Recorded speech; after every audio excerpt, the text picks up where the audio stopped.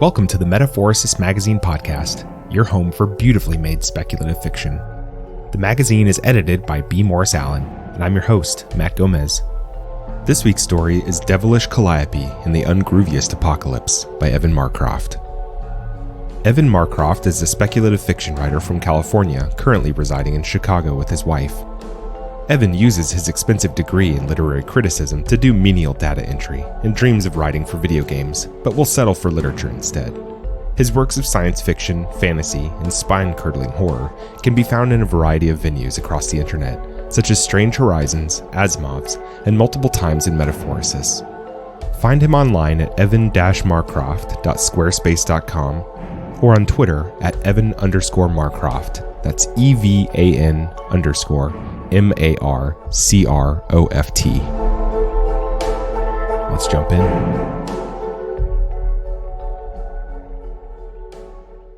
I'd just worked the handcuffs loose when my phone started vibrating in my pocket. Even hanging by my ankles above impending doom, I knew I'd be in real shit if I didn't pick up.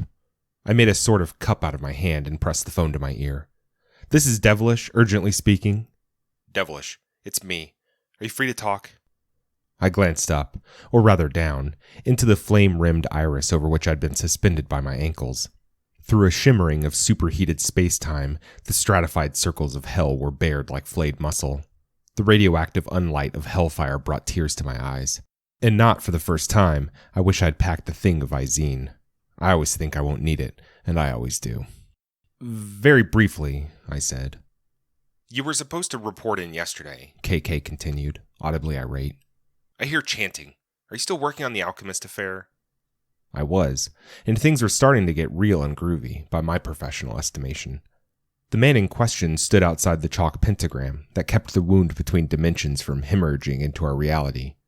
Each word in his black tome was written in the blood of a virgin sacrifice, and with every utterance that wriggled many-legged from his lips, his portal punched deeper into the damned digesting guts of Gehenna, towards the entity the alchemist sought to unleash. When at last it slouched into the world, suffice to say the general grooviness of southern Germany would tank like stock in VHS. Things were going well enough for the alchemist that he could pause his recitation to shake his fist at me and crow, "Call for all the help you like, Devilish Calliope. Nothing can stop me now." His coterie of disciples and colleagues and groupies cackled unctuously from the wings. I recognized a couple of famous novelists, 2 Nobel laureates, and an Olympic curler, all nude, as a matter of course. It was the latter who'd caught me snooping through the castle's dungeons and brained me with a corn broom. I could see how she'd won gold. "Yeah, well," I grumbled. "You know how it goes. One minute you're doing so and so, and the next it's all crazy. And then whatever happens, bing bang boom, it's a whole thing." "A whole thing." I was sure I had a better answer somewhere, but right then my skull was too packed with blood to fit long thoughts. "Yes, ma'am." I detected screams in the static of her pause, necromagnetic interference from the pit below. "Be that as it may, I have another thing I'm sure you'll find even more whole. A condition critical, to be precise." "You know," I heard the alchemist mutter to an adjunct goon, "I didn't want to say it, but this is just slaughtering the mood." A condition critical. Now that was interesting. This thing with the alchemist was a condition convenient for comparison, which meant that it was not literally or figuratively the end of the world. A couple million dead, tops. I was only here because I wasn't busy with something else. "No shit," I said. "Finish up there and come into the office. We've got a ticking clock situation." "Don't worry about me. I'll be okay." "I said come into the office," she snapped and hung up. "Finally," the alchemist groused. "Do you text during movies too?" "I'm done," I said, and hucked my phone in his head. It was a good hit. Got him right in the eye. The alchemist yelped like a cartoon dog, stumbled over his curly-toed slippers and across the pentagonal firewall between realities, which instantly reduced him to a shrieking skeleton. In Messiarch, we called that a bank shot. Things got out of hand fast.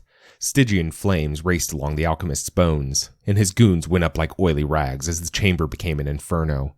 Suspended 100 feet in the air, I was spared for the moment, but with heat's propensity to rise, that moment wouldn't last. I lunged one way and then the other, setting myself to swinging like a pendulum. At the height of my arc, the rope around my ankle snapped off its hook and hurled me face first through a window. Fortunately for me, this had gone down in an old bohemian palace, something more OSHA compliant, and I'd have been screwed. Unfortunately for me, on the other side of the window was a 100-foot drop to a cobblestone courtyard. My teeth broke my fall, and I wound up a flattened Coke can full of broken glass. Ow, I said, and also, fuck. But the immortality clause in my contract wouldn't let me die without a better excuse, and so I had to sit there and twiddle my metaphorical thumbs while my pulverized bones figured themselves out. There was a time I'd have been glad to be alive. I remembered that waterslide rush of improbable survival, how it jump-started my senses and made the world feel new again. But when you felt that day after day, you got numb to it. Started to dread the figurative plunge and welcome the towel off afterwards. I'd save the world this time. I'd have to do it again tomorrow, and I'd probably get screwed on overtime, though honestly that was on me. I'd signed up for the forces of infinite good, not infinite benefits. No, these days all I looked forward to was a motel shower and a nap afterwards. One had to make do with the many small ends of things. This is possibly the direst assignment of your career, KK said. Do you mind if I swear for emphasis? Permission granted. Her 6 arms made anxious gestures. All 3 of her faces spoke in tandem. You can't afford to fuck this up. Back in the day, Calliope Cannon had been one of Messiarch's best operatives, fighting for harmony across this iteration of Earth under deific guise, until the higher-ups promoted her into administration, where her prodigious skills were mostly useless. Her days were now spent making sure jerks like me did our jobs worse than she ever had. I did that better than anyone. Well, now I feel like I have to, I said. I watched a universal truth drift blithely past her window, harassed by a shoal of profound revelations. KK's office floated in a lower layer of nirvana, a state of existence reachable only from a degree of enlightenment. Monks of all faiths spent decades in chaste meditation to forget their flesh. I'd gotten here through an unholy concoction of angel dust, peyote, and psilocybe azurescens that I called the conference call, and which could make cockroaches see God. My body was currently comatose in a Motel 6 south of Reno. I admired my astral self in the back of KK's laptop, still looking sharp, I had to say. So what's it this time, I asked. Moon vampires? Nazi ghosts? Permutations thereof? You wish it were those common things, KK scoffed. Vercingetorix Smooth has resurfaced. I froze mid-ogle and ambushed Narcissus.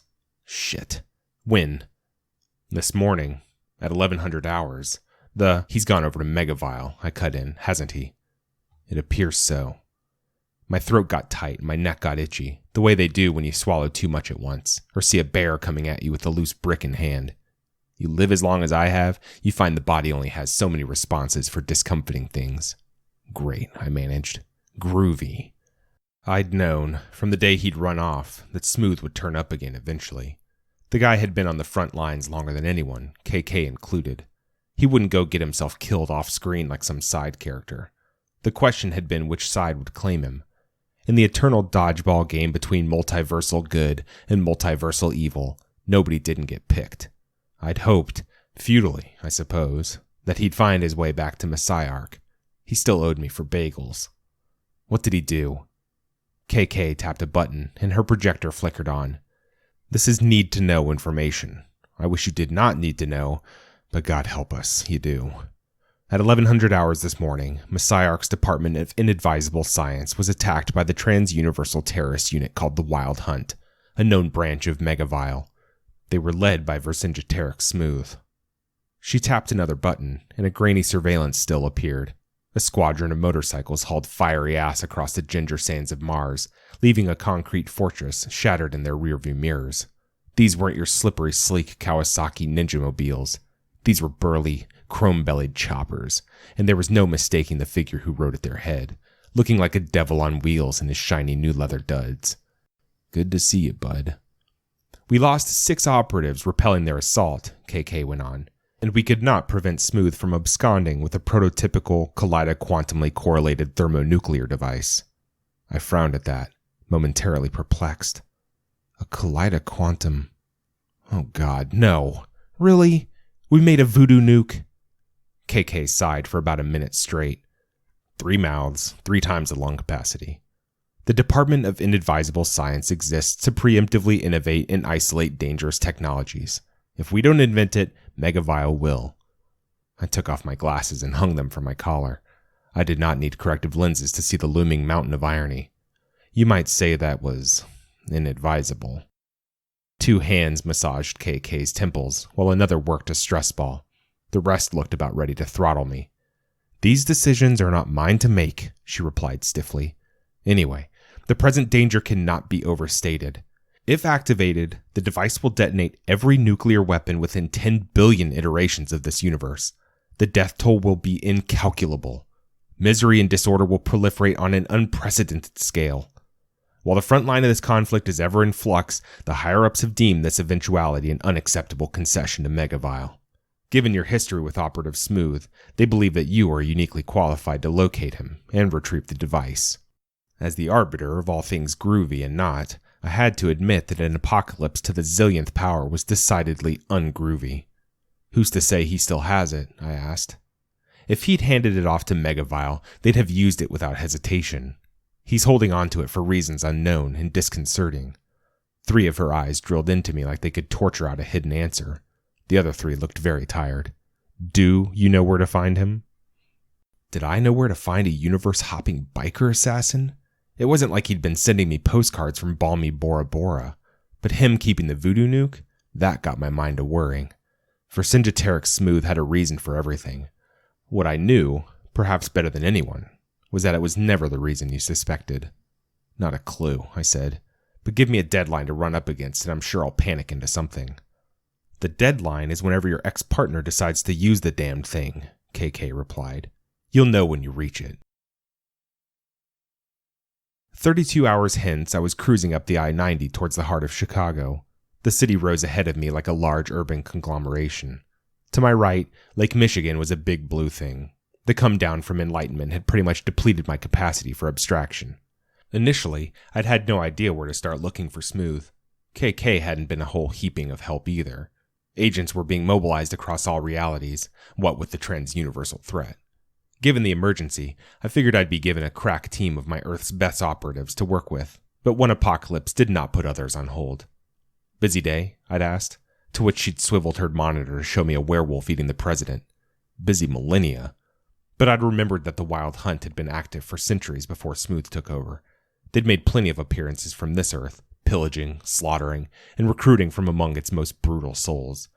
A dip into my pool of snitches had given me a lead on a possible Wild Hunt rider operating out of the Windy City, and that had led me here, to the curb outside the old Biograph Theater, secret lair of one Professor Marcus Marchpane, mad scientist extraordinaire.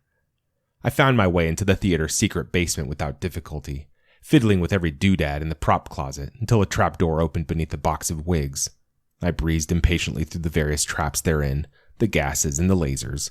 I didn't have time to indulge the mad professor's nonsense. I'd been through this routine 100 times. I couldn't remember the last time I'd been surprised, or made an impact for that matter. The covert struggle between multiversal good and evil was trapped in perpetual stalemate.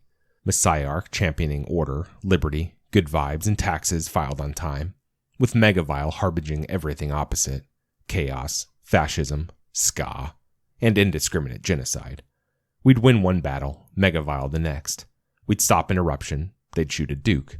For every score, a counter-score, kicking the end further down the road. So it went, and so it would go, one side one up in the other, ad infinitum. At least with TV, you could turn the reruns off. The lab under the trapdoor was crammed with your standard mad science shit. A Tesla coil that spat lightning randomly, a thing that went splort in a tube. I subdued the proprietor with a masterfully executed Krav Maga sleeper hold, which is what I call an ether-soaked rag, then laid the professor down on a pile of loose brains. It wasn't him I had questions for. Death doesn't give warnings, but sometimes it steps on a twig. As I straightened up, the telltale crackle of negatronic particles ionizing reached my ear. I ducked, watching a ray of acidic light melt a hole in the cinderblock wall, and spun to see a blocky, 50s-style robot charging another shot in its cannon-barreled forearm. On a well-oiled reflex, I swept a mirrored platter of medical tools off the gurney and threw it up like a shield before me. The killing beam struck it and rebounded, piercing the robot's steel chassis and carving it neatly in half across its knob-studded torso. I knew better than to think that it was harmless in 2 pieces.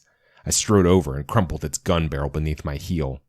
3 times is not the charm, I said, unhooking a spray bottle from my belt and taking aim at the robot's exposed wires and gears. This here is water and bleach, my claptrapidus amigo. It's how I buy answers. Fuck you, pig, the robot shot back in a crackly speak-and-spell growl. In response, I gave it a 2-second blast to the guts, eliciting a howl of auto-tuned pain. That's for wasting 2 seconds, I said, with more of a snarl than I'd intended. I know you're with the Wild Hunt. Tell me how to find Vercingetorix Smooth, and you'll leave here without sounding like a broken VCR. Good deal? The robot's light bulbs dimmed in suspicion. Why do you want to know? I tightened my finger on the spray bottle's trigger. All right, the robot relented. Here's the deal. I got dump trucked in that Mars thing, so I figured I'd take the weekend for repairs. Smooth said he and the boys would pick me up Wednesday night. We're supposed to rendezvous at this bar on the Texas border called the Baño del Diablo. There's a ley line convergence there. Makes for a real smooth ride getting in and out of this dimension. If you're looking to ambush him, go nuts. But if I were you, I'd write a will first. There. Was that so hard? I turned for the door, and as I did, something sharp kissed me on the earlobe. I looked at myself in the platter, and damned if there wasn't a feathered dart dangling off it like a hippie's earring. Motherfuck, I swore, rounding on the robot. I stomped down on its free hand until I snapped off its wrist. I am in no mood, okay? Why does it always have to come to this? Why can't you mega-vile assholes just give me a fucking break for once? Despite its damage, the robot laughed, a sound like a staticky transmission cutting in and out. Oh man, I know you. You're Devilish Calliope. You're just like Smooth said you'd be. You used to be cool. Now you're a dick. I'm not a dick, I began. But having just literally kicked a guy while he was down, I didn't have much of a follow-up. My anger went swirling down the drain, depositing a scum of tired shame on the toilet bowl of my soul. What was I getting worked up for anyway? I was basically unkillable. A poisoned dart would only make me puke and trip balls. The me that Smooth knew would have made a weekend out of that. Whatever, I muttered. How does he know? The last time I'd seen Smooth, there had been enough beetles to solve a bridge and torch problem. The robot shrugged its stumps. Because you didn't quit like he did. The last time I'd seen Vercingetorix Smooth, the year was 1974. What a time to have an immortal immune system. The Bee Gees were staying alive, Patty Hearst was making new friends, and Madagascar became the first country to recognize the Sahrawi Arab Democratic Republic. A landmark year across the board. Pants could be more than one color, your hair could wear its hair down, and life was good. But like Richard Nixon's sterling political career, all amazing things had to end. Smooth and I had just clambered from the steaming debris of a Martian void cruiser whose prow had plowed a miles-long trench across New Mexico. I remember being drenched in liquefied alien viscera and smelling like the locker room at Area 51, my once unimpeachable perm now gore-slicked and as impeachable as the president. We parked our coccyges on an aerodynamic spoiler so that we could air dry in the twilight, decompress, and watch the shadows stretch out long and blue across the desert. I've got a question, said Smooth. Is it, why did you press the red button and not the green one? No, he laughed, because he knew I did screwy shit to keep things interesting. What does your life look like? Like, if you had to pick a physical thing, what would it be?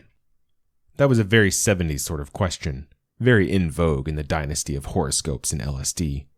A decade later, and the only answer you'd get would be a big pile of cocaine. As out of hand as the Mars assignment had gotten, I was already looking forward to the next. The build-up, the big plunge, the heart-stopping velocity towards the splashy mess at the bottom. Hell yeah. A water park, I finally decided, where there are new slides all the time. That's funny. When I look at my life, I see a shelf full of books. Like your shelf or a bookstore? Irrelevant to the metaphor. My life is all these books in a series. The far-out case files of Vercingetorix Smooth. They look like a wild romp at first, and maybe the first one is, but not the first 10. You keep reading until you realize they're all the same beneath the cover. just with the names and places changed up like Mad Libs. The same ups and downs, the same stale tropes, and there's 65 million more to go. Would you want to keep reading? I don't know why I would. I didn't know then, but that New Mexican twilight was a Rorschach blot. I recall that I'd seen the faintest seam of color on the horizon, the promise of a crisp morning and a fresh escapade. I would only realize later, over a sack of untouched bagels, that Smooth hadn't seen anything. The hero's journey is meant to be a circle, he murmured. All I see ahead is a straight line. I think it's hard to think happy thoughts when you're covered in proof of life on Mars. Maybe, D. I say sleep on it, I said, which, in hindsight, is the most awful thing you can say to a conflicted friend.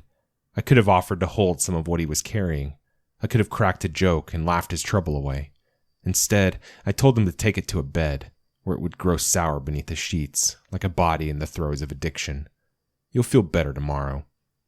Deal with it yourself in a darkened room where you won't bother anybody. I'm sure you'll be all right.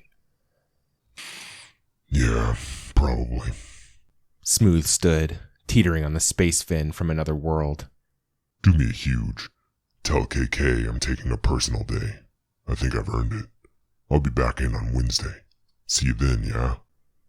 I remember being confident, as he sauntered off, that I would see him that Wednesday. I'd bring a bag of bagels to share, one with each kind of topping, because the everything bagel was still years from being obvious. And when he wasn't there that morning, I remember being pissed more than anything that I'd blown $5 to watch bread go stale. It wasn't fair. Things should have to say goodbye when they leave you. The bar the robot had mentioned was a crumb of Vegas out there on the desert. Some enterprising scumbag had taken an old barn and slathered it in neon, put a couple of shitty picnic tables out front, a sign by the highway. I stumbled inside beneath a neon devil on a neon toilet, through a swamp fog of upchucked beer and bad marijuana. Speakers on an empty stage were blaring White Rabbit, number 1 on my top 10 songs to slowly fade away to. An enticing prospect, but I have to settle for getting sloppy. I groped my way to a bar stool and collapsed, grateful for a seat that didn't kick me awake with every pothole. Howdy, stranger. What do they call you? I looked up. The girl behind the counter was maybe 20, with a tattoo of a rose on her bicep, a week's worth of luggage under each eye, and a bruise on her jaw. Her smile had no business being kind, but it was anyway. Devilish Calliope, I said. You? Mona? What kind of name is that? Greek? It's a code name, I shrugged. I'm sort of a secret agent. Nice to meet you, Mr. Secret Agent. That warm smile again. She seemed to mean it. What a welcome thing to find out here in nowhere. How do you like your martinis? In my belly. I took whatever she gave me without looking and threw it at my tonsils. Mona looked concerned at this. That there's money in the bank, and I'm still worried. Want to share your woes, stranger?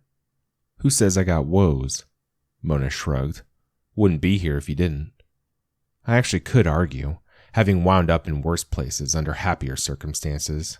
More than one birthday of mine had ended in a volcano, but she was right that I wouldn't pick this place over SeaWorld. I handed over my empty glass. Whatever it was hit my brain a second later and punched a hole through it. Do people come in here and spill crazy personal shit on you a lot? It's pretty much my whole job, she said. She'd been warned. Better than my job, I muttered. I didn't put it together until I got down here, but this marriage has soured. I mean, really, the kids are gone and we're in separate beds. The thing is, they tell you that this is the most important thing you'll ever do, right? And yeah, I'm out there saving the world every day, but it never stays saved. For every bad guy I put away, there's 3 more on the wait list for his doom castle. It's ridiculous. I was surprised by the heat in my throat. This was more than I'd felt dangling over the alchemist's hellhole. More than I'd felt in a long while. Maybe I needed a therapist. That or a larger tab. Come on now, get it all out, Mona said. She poured me another anonymous drink, and I gave the one in my guts a friend. A coworker once said this life was like reading the same story over and over again, I continued. I didn't listen then, but he was right. And it gets old.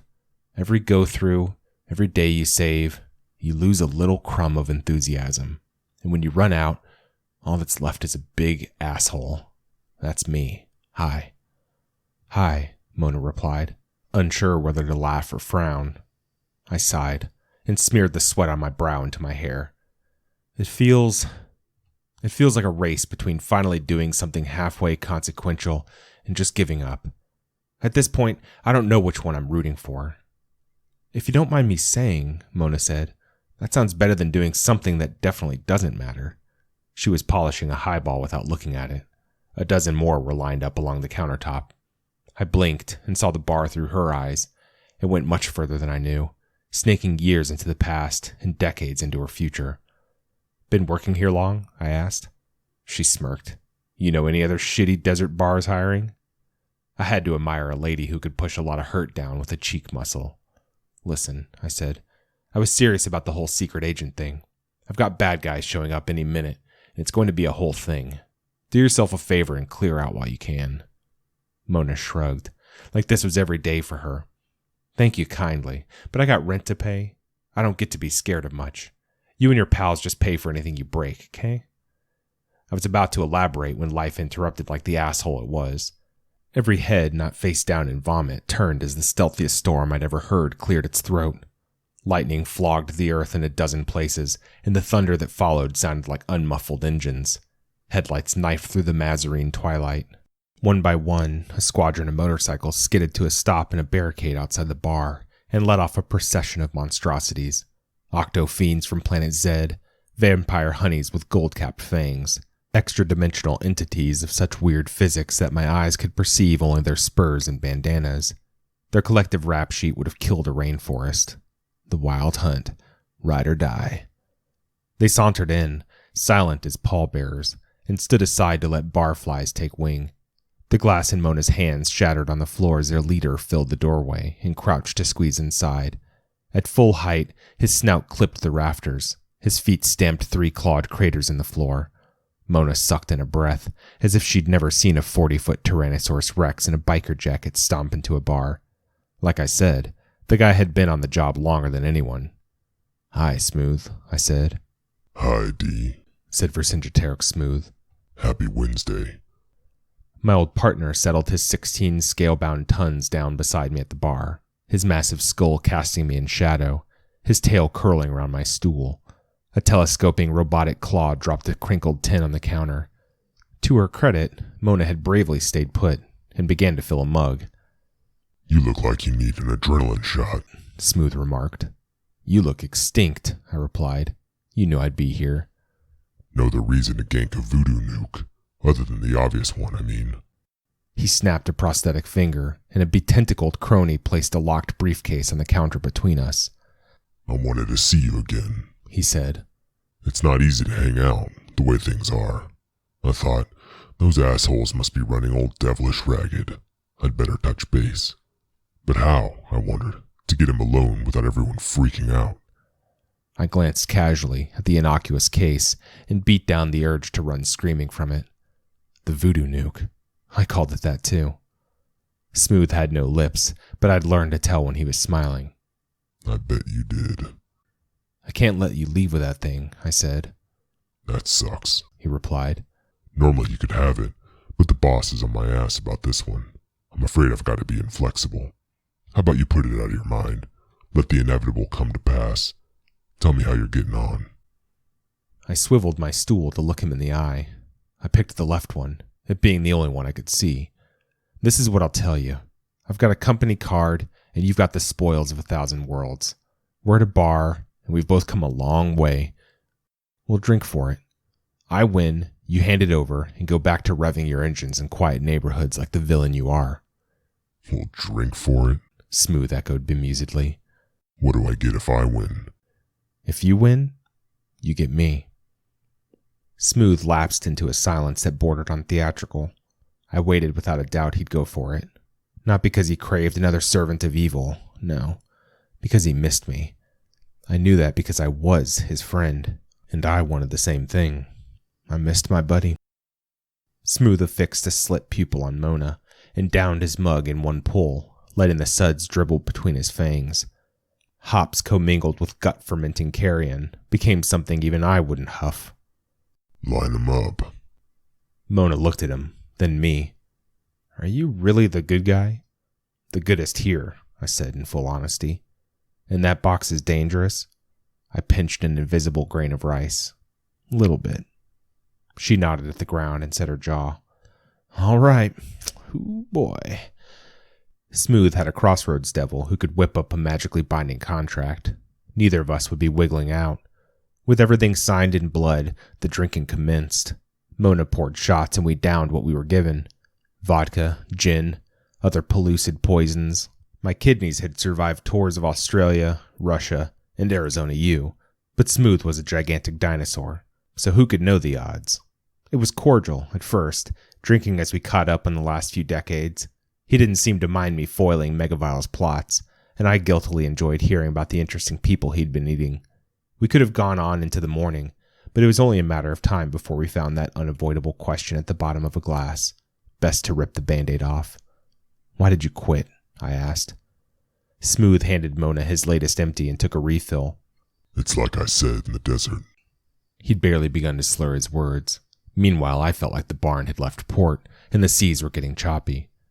The danger, the adventure, the intrigue. It lost its edge. I ran out of new things to see, reasons to keep going. And you know what? It never got results. Nothing changed. Nothing got better. At least not for long. Eventually, I had to ask myself, what's the point of playing a game you can't win? Like you can win over at Megavile either, I snorted. That's where you're wrong, he said, and my heart, which had been chugging along just fine, lurched down a dark side road. Here's the truth that Messiarch will never tell you. Nobody can really win this thing. Not me, not you. They hold evil up like something we can all stop if we hold hands and sing, "We are the world." But it's not. Evil, it turns out, is not an outcome. It is a process. Its goal isn't to stamp out good forever. No. All it wants is to be, to exist, perpetually in flux, waxing and waning, letting hope flourish just to be crushed ad infinitum. Think about it. A slasher must hide between murders so everyone can hope he's gone. A tyranny must fall so that it can rise under a new flag and conquer again, just as a forest burns and grows anew. If evil actually won, if every last scrap of happiness were gouged out of every universe, it would be left with nothing to do. The clap of his glass on the countertop went through my booze-bruised brain like a shockwave. Evil doesn't want a knockout, he said. Evil wants to exist, and it always will, because evil is what good must inevitably become. Smooth sent another shot nonchalantly down the hatch. I'd almost forgotten the one in my own hand. Don't believe me? Smooth replied to my silence. Hello, I'm the proof. Epoch's on the job, and still I fell. Lucifer did it for less, and sooner. The best of intentions still break down when the going gets rough, when the going never ends. Systems corrupt, wills erode, agents defect. It's not about choosing to do bad, that's hard. It's about admitting how pointless it is to be good, which is easy. It's leaning into the wind that's blowing and letting it take you where you're already bound to go. Don't tell me you haven't felt it pushing. Sooner or later, the decay of decency claims all. He turned to baste me in a cloud of yeasty gizzard stink, as revolting as it was painfully nostalgic. The end that you're holding out for isn't coming. Tumbling forever between saved and unsaved, the world is a tossed coin that cannot fall. There is no win condition for you, only the monotony, the score and the counter score. And I'll tell you what, my friend, if our team can't lose, well, that's enough like winning for me. He protracted a claw and gently clapped my shoulder. Come on, man. Join me already. This wild hunt thing, fuck it. Out that door is a multiverse of other shit to do. We'll kick around infinity and do whatever, just you and me, and it'll feel good, because that's what evil is. Freedom from hope, freedom from giving a shit. Throw this thing, and we can drink to celebrate your liberation instead. I stared at the droplets of vodka trickling down the inside of my glass. Bitter liquor fast becoming sticky dregs to be washed out and replaced. Was Smooth right? Hell if I knew for sure. But like all forked-tongued lawyers, he spoke himself a good case. Everything, in my experience, only got worse. Even the immortal decayed. Just look at me. I used to be a priest. He didn't need to tell me that every bit of good I'd ever done was doomed to be undone. I knew what Eve felt when she saw that sweet apple hanging there. The serpent had been surplus. Something so simple sold itself. For her, potassium. For me, a release. From hope. From care. Maybe it didn't matter whether he was right. If some final triumph over evil was coming, it was too far in the future even for an immortal to see. However long my life was, it was all I could worry about. No matter what, I'd be spinning in circles until something killed me. I didn't have to be spinning alone. Yeah, I'd have to learn how to ride a motorcycle and commit unspeakable atrocities, but both those things would become second nature in time. The game would never let me go. No, but at least I could play with a friend. Swaying, I groped at the counter. One more drink, this one to numb the choice. I sipped the next shot through my teeth. I froze as the taste struck my tongue. My eyes searched for Mona's, and she looked pointedly elsewhere. I thought, and then I grinned. You almost had me, I said, but I know something you don't. Smooth's scaly brow crinkled. I can't understand you. You're slurring. Yeah, I was, so never mind. I slugged the shot down and waved for another. Smooth and I went back and forth, shot for shot, in silence now, his play made and answered. I stared him down, teetering only slightly as his eyelids began to droop, his tail slashing herky-jerkily across the floor. Seeing me remain impossibly upright seemed to galvanize him. He began to drink faster, as if to prove he could. His side of the bar quickly grew cluttered with glass. I drank and waited. The night crunched down on us, a shrinking prison. Shot number 32 hovered between Smooth's jaws. The wild hunt held its collective breath. Behind the bar, Mona edged away. A dollop dropped onto his tongue. Then two. Finally, he dropped the glass down his throat and swallowed it whole, gave his teeth a mocking lick. Give me another, he triumphantly declared. And then his mass tilted sideways and crushed me flat. The wild hunt took off not long after. I wasn't sure how they'd got Smooth out. The place was empty when I finished regenerating, apart from Mona, who'd presumably watched it happen with the same expression of fascinated horror. They'd left the suitcase on the uncrushed half of the counter, as per the unbreakable deal. I won't be able to sleep without seeing that, Mona said. Try feeling it. The transformation from pancake to man had wrung the liquor out of me. That was a real dangerous thing you did.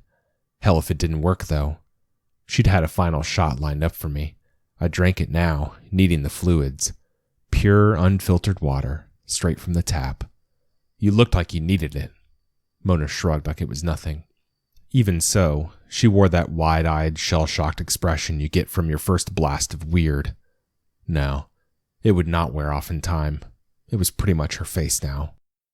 Yeah, kinda, I admitted. You got a pen? She did, and I took a minute to scratch out a number on a gently used napkin. Hold on to this. It's for a lady named KK. If she doesn't pick up the first time, leave her 50 messages. Mona frowned, but took it anyway. I don't get it. You saved the world today, I replied. You looked death in the face while you cheated it. That's a solid resume, supposing you're looking to make a career change. If you do call, tell her Devilish sent you. Not that it would be a sterling reference. She nodded and put the napkin in her pocket. Sure, she said. I couldn't tell what she meant by that, but I knew what I'd bet if I had to.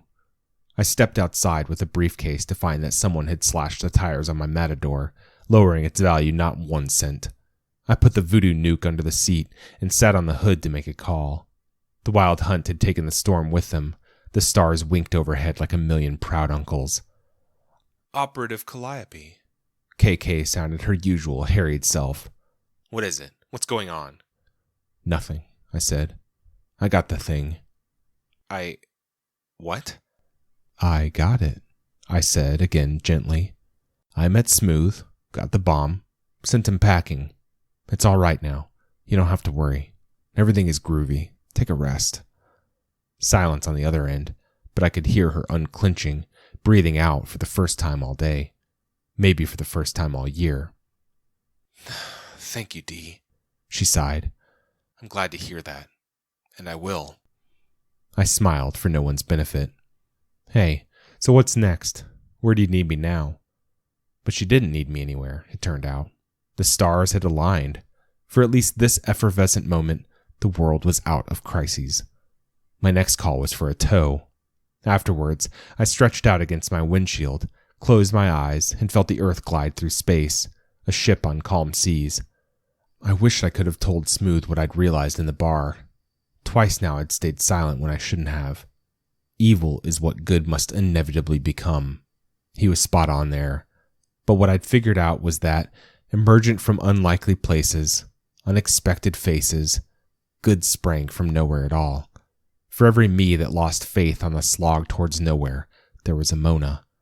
When you framed it like that, good was infinite too. Maybe I'd mention it when next he came around. I doubted this would be the last time. The night could not stay quiet forever. The universe was too in love with disarray. It would never be finally all right. But Smooth's logic had been compelling. If evil's continuance was its objective, then it held that any dent in that continuity was a victory. There could be no great ending to things, but if I busted my ass for it, I might find a little conclusion here and there, like this one, the twilight calm between the end of one book and the cover of another, in which the world felt safe to do something beautiful, like simply chill, and that felt enough like winning to me. Fleeting, but not nothing.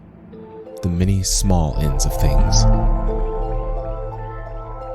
That was Devilish Calliope in the Ungrooviest Apocalypse by Evan Marcroft. Thanks for listening.